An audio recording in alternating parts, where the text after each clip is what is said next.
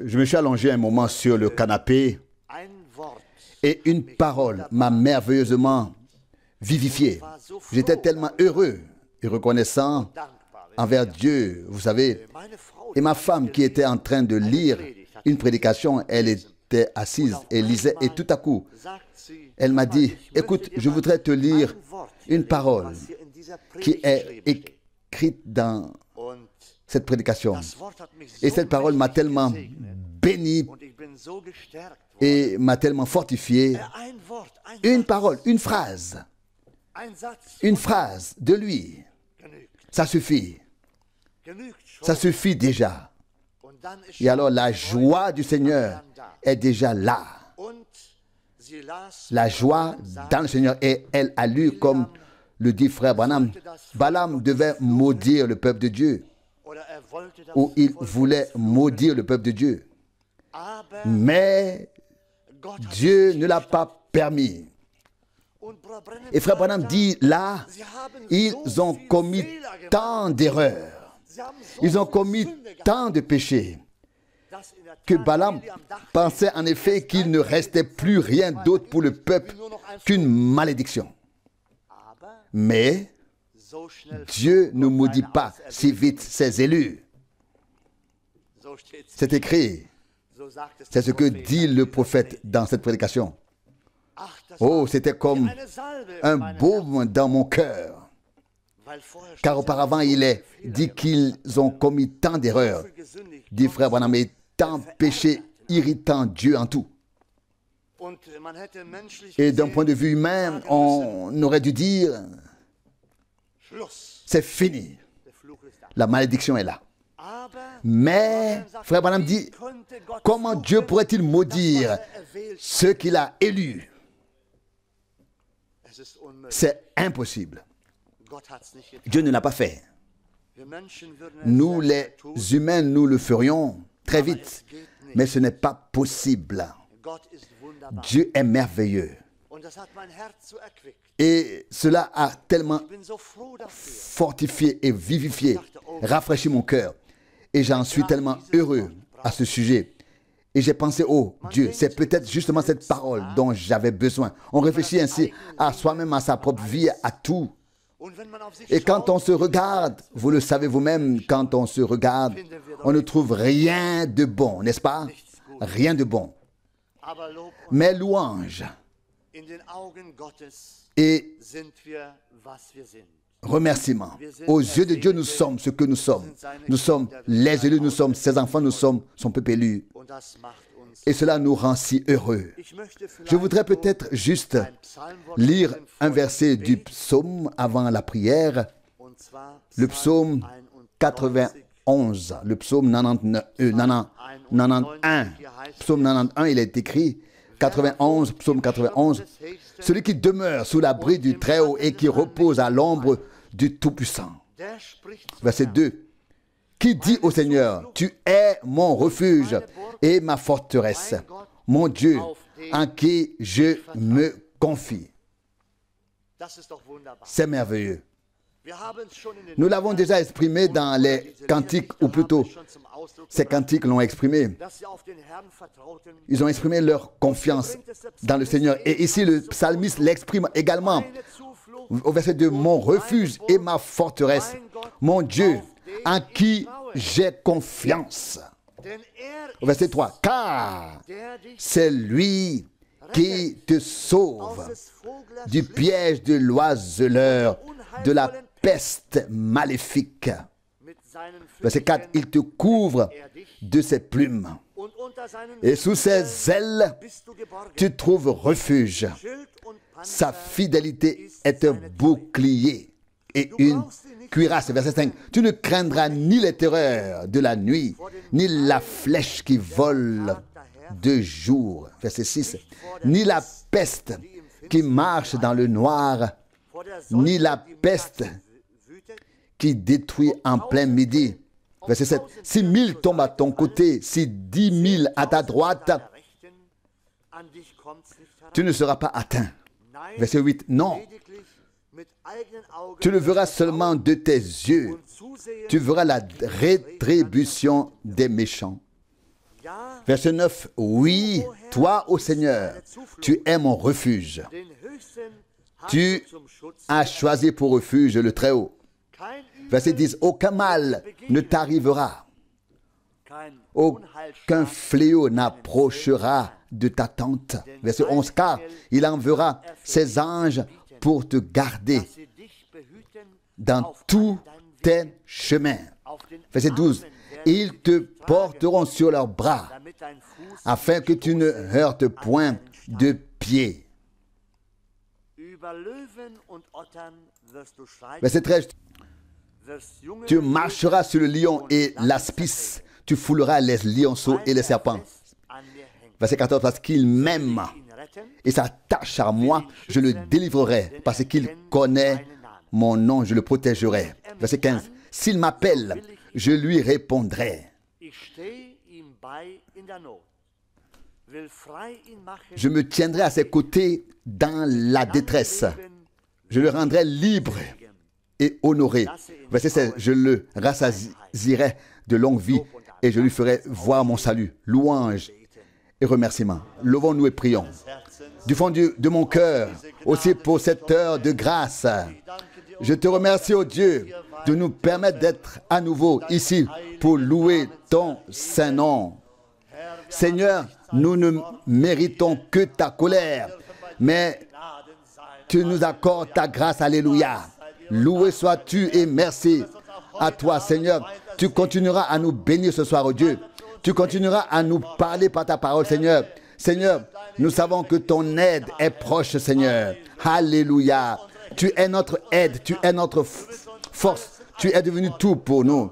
C'est pourquoi nous te louons, Seigneur. Nous levons les yeux vers toi, Seigneur. Vers qui devrions-nous lever les yeux? Gloire à ton nom merveilleux. Bénis-nous tous, c'est ma prière. Au nom de Jésus. Amen. Amen. Nous nous asseyons. Frère Franck, louange et remerciements soient rendus au Seigneur. Nous avons entendu de magnifiques pensées issues de la parole de Dieu et aussi du deuxième cantique, et cela m'a frappé. Il est dit, ne veux-tu pas lever ton regard avec foi? Oh, fais confiance à Jésus seul. Il ne sert à rien de lever seulement le regard. Il faut le lever avec foi. Il faut le lever avec confiance et Dieu récompensera cette confiance et cette foi. Il tiendra sa parole et donnera ce qu'il a promis. Nous avons ensuite entendu et lu le psaume 91, 91, une parole magnifique. Et puis Jean 6, c'était bien, ou 5 de 36, que personne ne rend témoignage de lui-même, mais toujours de celui dont il rend témoignage. Toujours de celui dont il faut rendre témoignage. Donc, ici dans Jean 5, verset 31. Et une fois, les pharisiens, dans Jean 8, verset 13, ont dit, il est écrit ici, les pharisiens lui dirent, tu rends témoignage de toi-même. Jean 5, verset 13. Ton témoignage n'est pas valable. Verset 14, Jésus lui répondit, même si je rends témoignage de moi-même, mon témoignage est valable. Car je sais d'où je suis venu et où je vais. Mais vous ne savez ni d'où je viens, ni où je vais. C'est là que réside le grand problème. Lorsque les hommes ne savent pas de quoi il s'agit, d'où viennent les choses, où elles mènent, dans quel but elles ont été données, alors ils trouveront à redire à tout et ne parviendront pas eux-mêmes à entrer en possession de ce que Dieu a promis. Je n'avais pas vraiment envie de prêcher aujourd'hui. Je n'avais aucune prédication dans mon cœur, car nous avons des choses très sérieuses à présenter à Dieu que nous voulons lui présenter avec une foi totale. Certaines choses m'ont touché, par exemple quand j'ai appris que Sœur Gröger était décédée et que j'ai appris les circonstances de son décès. Cela m'a beaucoup touché. Et nous ne savons pas quand mon heure, ton heure ou notre heure viendra. Et la question est toujours la même. Quelle est notre relation avec Dieu? Quelle est notre relation les uns avec les autres? Avons-nous vraiment fait tout ce que nous pouvions pour être dignes devant Dieu, de nous tenir devant lui? Nous savons que le Seigneur, Jésus qui était la réconciliation en personne, avait à ses côtés quelqu'un qui ne voulait pas se réconcilier et quelqu'un d'autre qui voulait se réconcilier. Et il a dit, souviens-toi de moi quand tu viendras dans ton royaume. Nous sommes des êtres humains qui ne pouvons pas juger et qui n'avons pas le dernier mot. Mais nous devons, dans la mesure de nos possibilités, vraiment tout faire pour être acceptables devant Dieu, nous tenir devant lui, car nous ne connaissons pas l'heure où nous serons appelés à lui. Et les paroles que nous avons tous entendues ici nous incitent à venir au Seigneur dans la foi. Et je suis tout à fait honnête, Dieu m'a aidé, j'en suis heureux. Et pourtant, je suis attristé par la situation générale.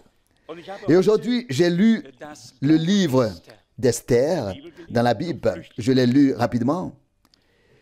C'est peut-être le seul livre qui ne contient aucune prophétie sur le Messie, le seul livre où l'on ne trouve jamais ainsi par le Seigneur, le seul livre où l'on pourrait se demander pourquoi est-il dans la Bible. Il y a question de Mardoché, de Haman, d'Esther, et certaines choses y sont mentionnées. Mais savez-vous que c'est un livre qui nous montre que Dieu contrecarre les choses qui sont contraires à sa volonté et qu'il accomplit définitivement ce qu'il a décidé. Et vous savez, quand on lit ces choses, je les ai encore un peu en tête aujourd'hui, même si ma mémoire est très mauvaise, mais je ne les ai lues qu'une seule fois. En résumé, Esther devient la femme du roi. Et que se passe-t-il ensuite? Un homme se met en colère contre les Juifs. Il veut les tuer à tout prix sans que personne ne sache pourquoi.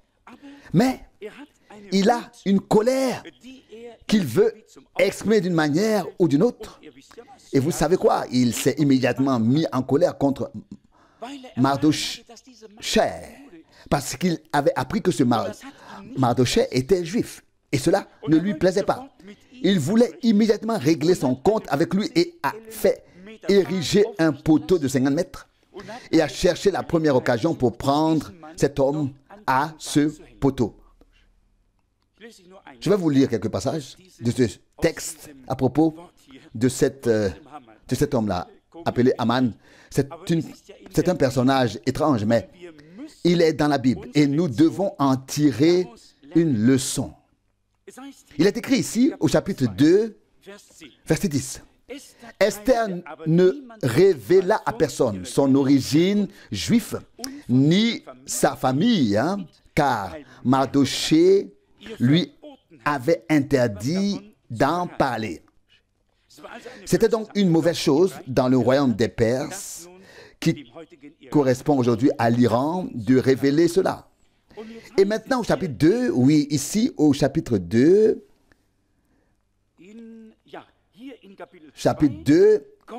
Mardoché vient et rapporte par l'intermédiaire d'Esther qu'un complot est préparé contre lui par deux hommes et ces deux hommes sont arrêtés et mis à mort. Au lieu d'honorer Mardoché, qui avait transmis cette révélation, savez-vous ce qui est écrit? Savez-vous ce qui est écrit au chapitre 3, verset 1? Après ces événements, le roi Assuérus éleva l'Agagite Haman, fils de Hamédata, à la plus haute dignité et lui donne un siège au-dessus de tous les princes qui était avec lui. Il n'a rien fait pour être honoré, absolument rien. Mais ce Mardochée a découvert qu'il y avait un complot contre le roi. Et maintenant, on n'entend plus parler de Mardochée. On honore maintenant un homme qui n'a rien à voir avec cette affaire. Et qui érige ensuite le poteau pour que les Juifs ou le Juif à qui l'affaire a été révélée soit mis à mort. Et il est dit ici au chapitre 3, je le dis pour une raison bien précise. Il est dit ici au chapitre 3, dans la dernière partie du verset 6, il conçut le projet d'exterminer tous les Juifs qui se trouvaient dans tout le royaume d'Assuérus avec Mardochée. Nous rencontrons même ici le chiffre 3, le chiffre 13. On se demande parfois pourquoi le chiffre 13 est toujours si redouté. Vous savez, le chiffre 13 est écrit ici peut-être 3 ou 4 fois de suite. C'était le 13e jour où le massacre de tout le peuple juif devait avoir lieu. Et justement, savez-vous ce qui s'est passé? Savez-vous ce qui s'est passé? Justement ce jour-là que Hamas avait désigné pour assassiner tous les Juifs, ce jour-là, leurs ennemis ont été assassinés. L'avez-vous tous lu? Dieu a renversé la situation. Dieu a déchoué le plan. Et comme notre frère l'a lu, Dieu veille sur sa parole pour l'accomplir. Il ne veille pas sur la parole d'Aman pour l'accomplir. Il veille sur sa propre parole pour l'accomplir. Aman, qui va et vient, finit pendu à un poteau. Mais Dieu lui veille sur sa parole et sur son peuple pour l'accomplir. Nous ne pouvons pas entrer dans les détails ici, mais il est dit ici que les scribes royaux ont été convoqués le 13e jour du premier mois. Je vous le dis, ce chiffre 13, vous pouvez le vérifier, ce ne sont que 10 courts chapitres. Et puis, nous continuons ici, et il est dit ici dans le dernier verset du chapitre 3, verset 15, le roi et Aman s'assirent pour festoyer, tandis que la consternation régnait dans la ville de Suse. Vous savez qu'il a envoyé les meilleurs chevaux et les bateaux les plus rapides dans tous les pays en disant le 13e jour du mois de tel ou tel, tous les Juifs dans tout le pays, dans les 27 provinces seront exterminés, c'est-à-dire détruits. Esther 3:13. Et il les a envoyés avec les chevaux les plus rapides, avec des courriers rapides dans tous les pays. Et vous savez, alors quand il a fait parvenir ce message partout, ces deux-là se sont assis et ont festoyé. Et le peuple de Dieu était dans la consternation, dans la détresse, dans la misère, dans une profonde souffrance. Et ils ont bu jusqu'à en être ivres et étaient de bonne humeur. Mais voici ce qui s'est passé. Dieu a veillé sur son peuple et il s'est souvenu d'eux. Ici, au chapitre 4, Esther a pris l'initiative et dit au verset 16, « Va, rassemble tous les Juifs qui se trouvent à Suse et gênez pour moi pendant 3 jours, jour et nuit, sans manger ni boire. Moi aussi, je gênerai de même avec mes servantes. Puis j'irai vers le roi, même si c'est contre la loi. Si je dois mourir, eh bien, je mourrai. » Mardochée s'en alla et fit tout ce qu'Esther lui avait dit. Vous savez, il n'était pas possible de se présenter ainsi devant le roi. Il devait se rendre dans la cour et attendre qu'on les appelle, que le roi lève son sceptre d'or et le leur présente. Alors il pouvait s'approcher. Et là, elle dit, j'y vais, que je meure ou que je ne meure pas, que je périsse ou que je ne périsse pas. Il s'agit de mon peuple et je suis prête à donner ma vie pour mon peuple. Elle s'est avancée. Elle s'est placée dans la brèche. Nous venons de lire la prédication de Frère Branham. S'avancer dans la brèche. Et nous aimons les lire. Puis nous les posons et nous nous demandons pourquoi nous les avons lus. Avons-nous compris que nous devons nous aussi entrer dans la brèche? Et si nous périssons, mais nous devons entrer dans la brèche. Et vous voyez ici que cela continue. Dans le 5e chapitre, les choses sont un peu remises en ordre. Et puis, nous arrivons tout de suite à ce qui est le plus intéressant. Ici, c'est le 6e chapitre. C'est le plus intéressant, à partir du verset 5. Il est écrit ici, « Lorsque les serviteurs du roi dirent au roi que c'était Aman qui se tenait dans la cour, le roi ordonna qu'il entrât. » Verset 6. Aman étant entré, le roi lui dit, « Que peut-on faire à un homme que le roi désire honorer ?» Désire honorer. Aman pensa en lui-même, « Qui d'autre que moi le roi pourrait-il vouloir honorer ?» Ce Aman n'avait pas compris de quoi il s'agissait. Il pensait, je suis maintenant dans la cour et le roi demande ce qu'il faut faire à un homme qui mérite d'être honoré pour un acte particulier. Or, il s'agissait justement du fait que Mardochée avait reçu la révélation et avait pu avertir le roi, et ces 2 hommes avaient été tués et le roi était resté en vie. Il s'agit maintenant de la récompense, et Aman pense, oh mon Dieu, il ne trouvera personne d'autre qui mérite d'être récompensé. C'est donc moi qui suis en question. Je vais faire la meilleure proposition possible, car la récompense me reviendra alors. N'est-ce pas là une pensée humaine? Et que s'est-il passé? Il est écrit ici, au verset 7. Il répondit donc au roi, « Si le roi veut honorer quelqu'un, verset 8, qu'on apporte un habit royal que le roi a déjà porté lui-même et un cheval sur lequel le roi a déjà monté et sur la tête duquel est posée la couronne royale. » Verset 9. « On remettra le manteau et le cheval à l'un des princes les plus éminents du roi, afin qu'il habille l'homme que le roi désire honorer. Que le roi désire honorer, le fasse monter sur le cheval et le fasse passer au pas sur la place principale de la ville en criant devant lui.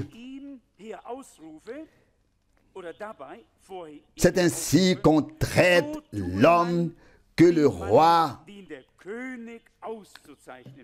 désire honorer. Quelle merveilleuse proposition. Il pensait que tout cela allait maintenant lui arriver. Voici maintenant le cheval sur lequel il va pouvoir s'asseoir. La place du marché est déjà là. Et puis il partira. Tout le peuple lui dira bonjour. Tout le monde s'inclinera devant lui. Et tout ira pour le mieux. Et savez-vous ce qui s'est passé? Nous lisons au verset 10. Alors le roi dit à Aman, « Prends immédiatement un tel habit et le cheval, comme tu l'as dit, et fais ainsi au juif Mardochée, qui est assis à la porte du palais royal. Ne néglige rien de ce que tu as proposé toi-même. » Il ne s'y attendait pas. Il voulait tuer les Juifs. Il avait une rage incroyable contre eux.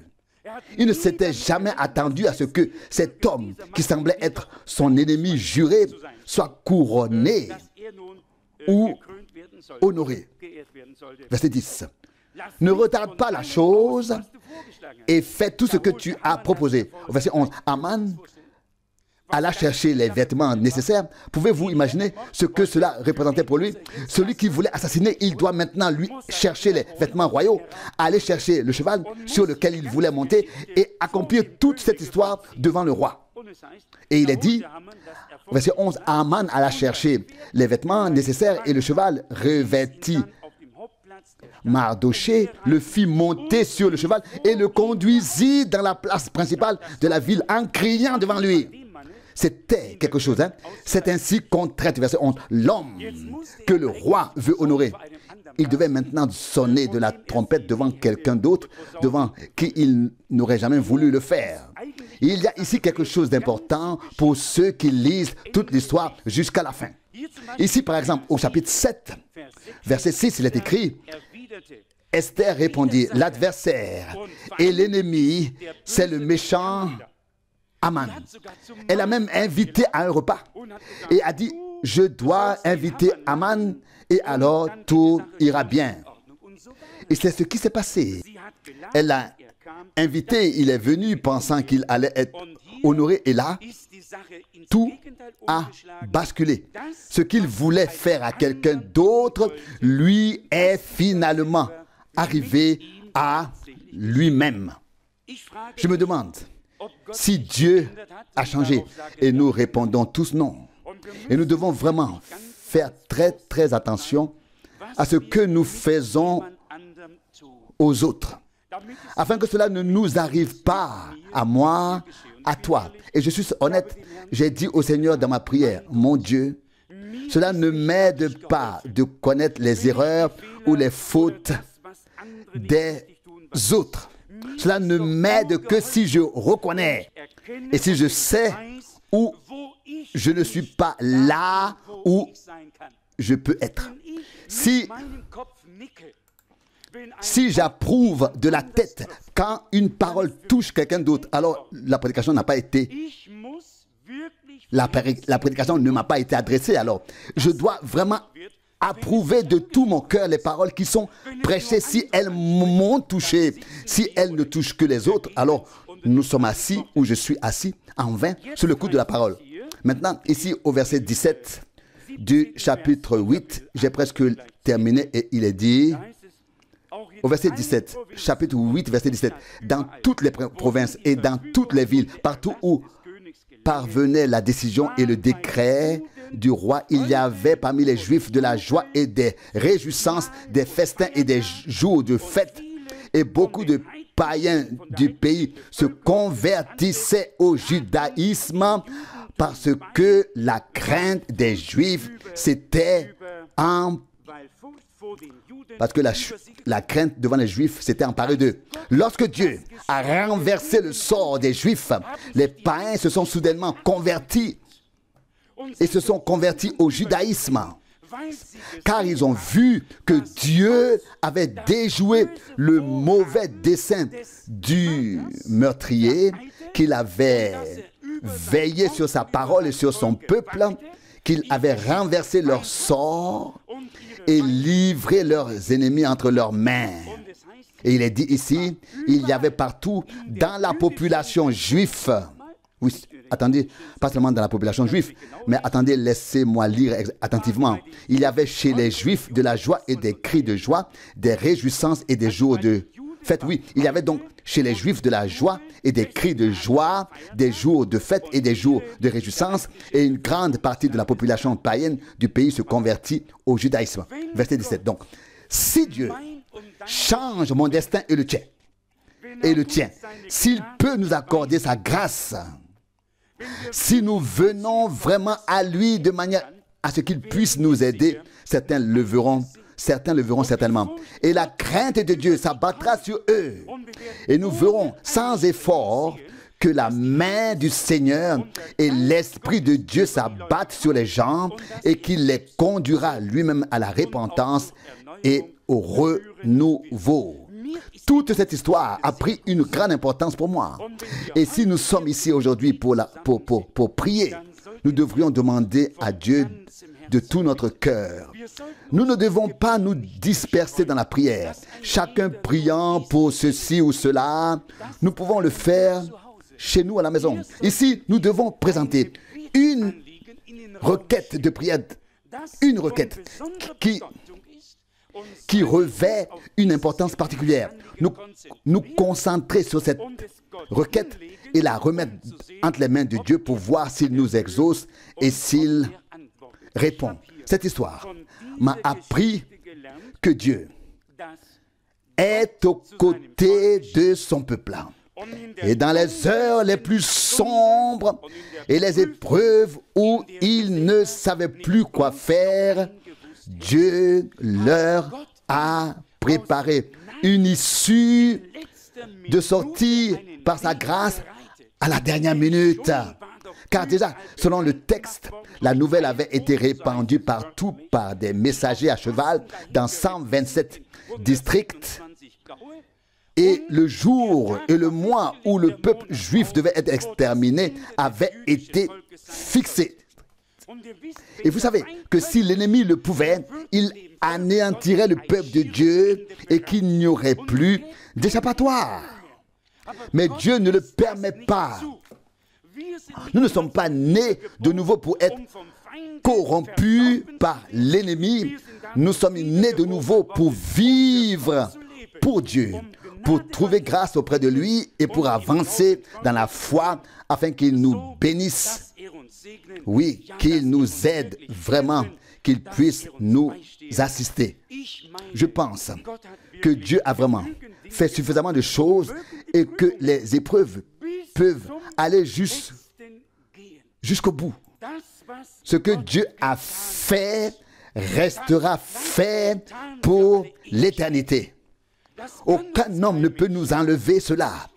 C'est impossible. Et c'est dans cette foi inébranlable, comme un rocher, que nous voulons aller de l'avant sans regarder à ce qui est visible. Sinon, je ne serais peut-être pas ici aujourd'hui. Mais dans mon cœur, il y a un cantique de louange. Dans mon cœur, il y a de l'adoration. Je pourrais me lamenter et me plaindre, et je l'ai fait. Mais vous savez, depuis que Dieu m'a accordé sa grâce et m'a tourné son visage, je ne peux m'empêcher de l'honorer dans la foi. Et je dois espérer là où il n'y a plus d'espoir. Et je dois croire là où il n'y a plus rien à croire. Que Dieu est capable de créer à partir du néant. Et notre frère a lu Hébreux 10. Et quand on lit Hébreux 11, la parole foi est mentionnée au moins 24 fois. Le mot foi est mentionné au moins 24 fois dans Hébreux 11. Par la foi, par la foi, par la foi. Par la foi, par la foi, ils ont.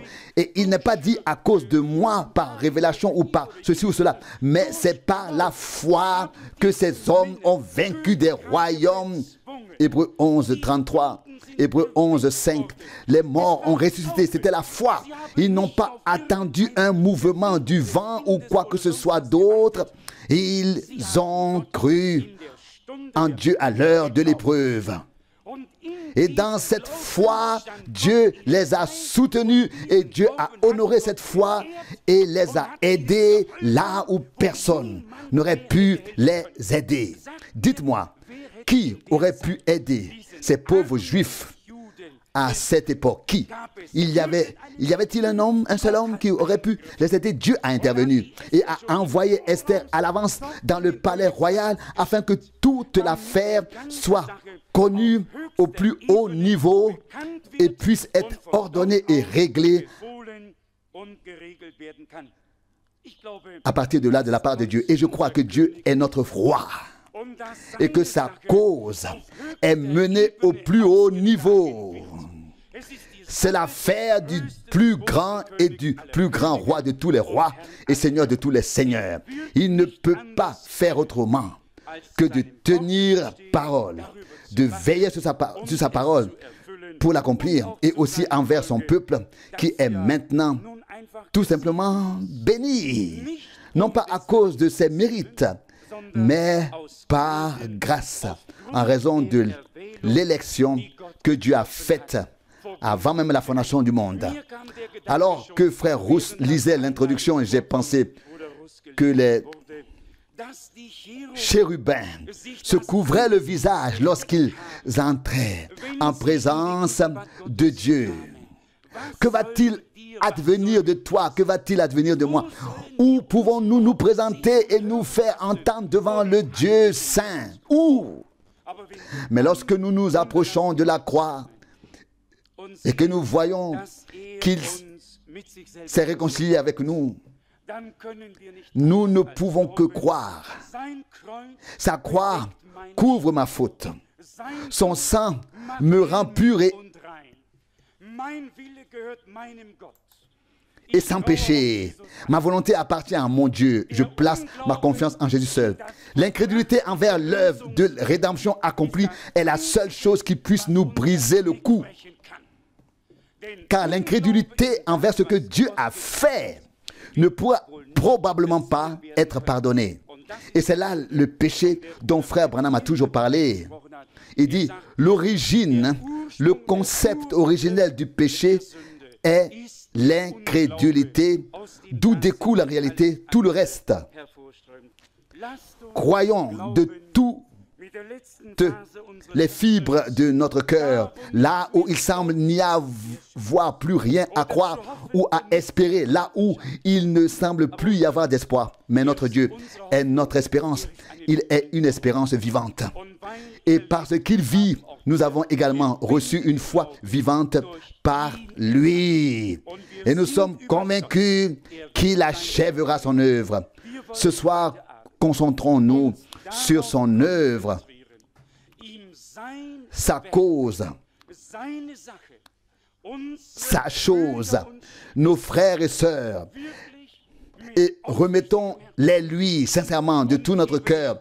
Et je n'abandonne personne, je ne renonce à personne, car je crois que Dieu peut nous aider, toi, moi et tous les autres. Et lorsque nous cesserons tous de parler, Dieu commencera à agir et nous montrera le chemin.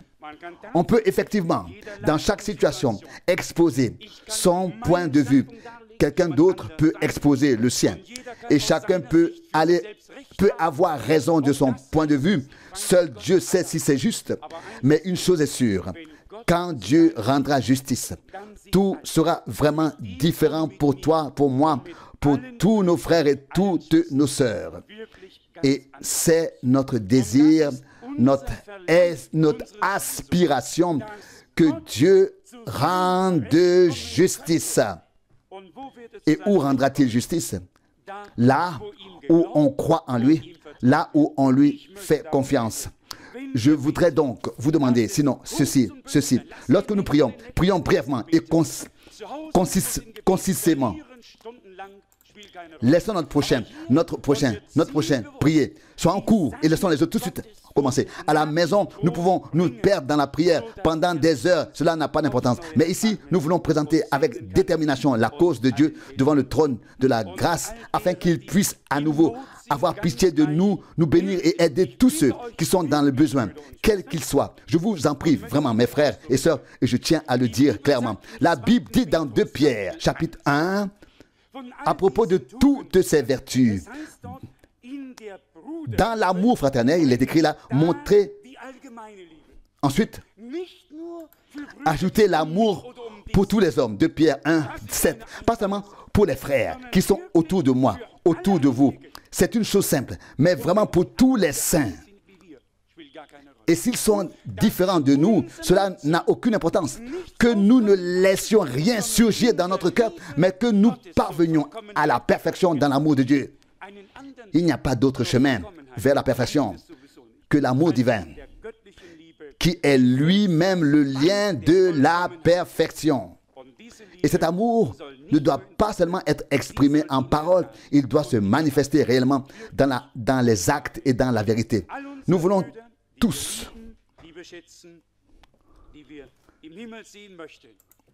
tous nos frères que nous aimons, que nous apprécions, que nous voulons voir au ciel, nous voulons tous les amener devant le trône de la grâce de Dieu et remettre toute l'œuvre de Dieu au Seigneur. Le croire et lui faire confiance dans des prières brefs. Et alors Dieu nous bénira, il nous aidera et sera avec nous. Amen. Maintenant, levons-nous et prions, frère Rousse. Nous te remercions du fond du cœur, ô Dieu, pour cette heure de grâce, Seigneur fidèle Jésus. Seigneur, nous te remercions pour chaque parole qui a été lue, Seigneur. Nous te remercions pour chaque pensée qui a grandi en nous grâce à ta parole. Seigneur, nous te remercions également pour chaque cantique que nous avons pu chanter à la gloire de ton nom, ô Dieu. Seigneur, à toi seul reviennent la gloire et l'adoration. Nous nous souvenons de tout ce que tu as fait pour nous, Seigneur. Mais nous venons, Seigneur, avec la prière qui nous tient à cœur, au Seigneur. Seigneur, nous ne voulons rien faire, nous ne pouvons rien faire, au Dieu. Mais là où rien n'est plus possible à nos yeux, au Seigneur, là tu peux agir, au Seigneur. Car nous voyons, Seigneur, que tu peux transformer la malédiction en bénédiction. Tu peux rendre la vie aux morts, Seigneur. Oui, tu peux tout transformer, tout le destin de ton peuple. Seigneur, tu sais tout, oh Dieu. Tu peux tout transformer quand nous ne voyons rien, Seigneur, quand nous déclarons tout impossible, Seigneur, mais avec toi, toutes choses sont possibles, oh Dieu. Seigneur, je crois de tout mon cœur que tu tiendras ta parole et que tu veilleras sur ta parole, oh Dieu. Et pas seulement sur ta parole, mais aussi sur ton peuple, oh Seigneur. Merci, Seigneur, de me permettre de tout remettre entre tes mains avec foi, Seigneur. Seigneur, je te confie aussi toutes nos familles, oh Dieu, nos foyers, oh Dieu, nos enfants, oh Dieu, tous, oh Dieu, mon Sauveur. Je sais, Seigneur, que tu as un plan, oh Dieu. Merci pour cela, Seigneur, pour ton œuvre merveilleuse, Seigneur. Je t'adore et je loue ta grâce. Alléluia, Seigneur. Tu ne passeras pas, non, Seigneur. Tu donneras au-delà de nos demandes et de notre compréhension. Alléluia. Sois loué et sois exalté, Seigneur, pour tes paroles merveilleuses ce soir encore. Sois loué, alléluia. Oh Dieu, mon Dieu, nous ne savons pas combien vite cela peut frapper l'un ou l'autre. Seigneur, mais tu veux guérir. Que tu puisses le rencontrer là-bas aussi, oh Seigneur, oh Dieu. Que tu puisses être avec lui, oh Seigneur, oh Seigneur. Nous ne savons pas pourquoi les choses sont ainsi, Seigneur. Mais nous voulons tout remettre entre tes mains, oh Dieu. Oh Seigneur, bénis-le, Seigneur, et guéris-le. Telle est ma prière sincère, au nom précieux de Jésus. Dieu fidèle, lorsque nous nous séparons maintenant, sois avec nous, ô Seigneur. Ainsi sur nos lieux de travail, ou là où nous allons, Seigneur. Bénis-nous tous, Seigneur. Telle est ma prière sincère, au nom de Jésus. Amen.